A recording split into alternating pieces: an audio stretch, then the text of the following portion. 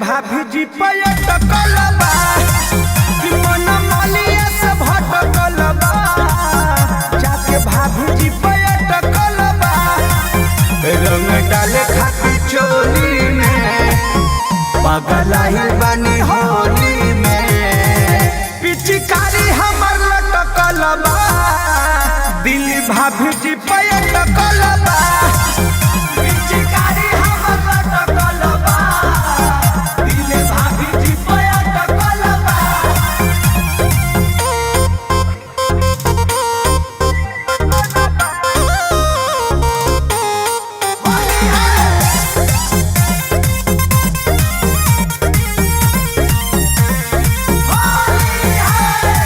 देवर के दिल जलिया से दुखावा भाभी हो भगुआ के फायदा उठावा।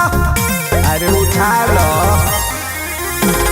सुनवा तो हमरा के गइल सदा के सरधा पूरा में तरंगवा लगा के।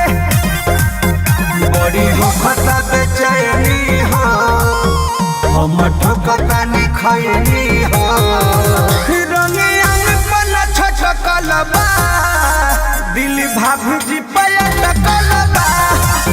पिचकारी हमर लटकल बा दिल भाभी जी पयटकल बा।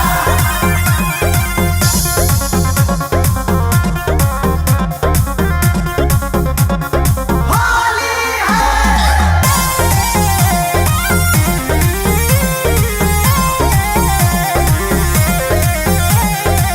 ए भौजाई भलाई तू कर हम तोहरा के तू हमके रगड़ गा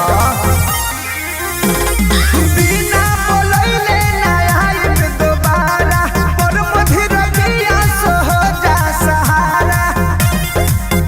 बटे पोखरी के पानी हो कुछ होई नहीं हानि हो। झटकल बा दिल भाभी जी पयटकल बा।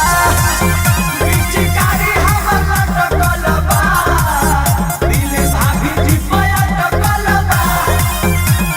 जान काले बुत तड़पा के भौजी।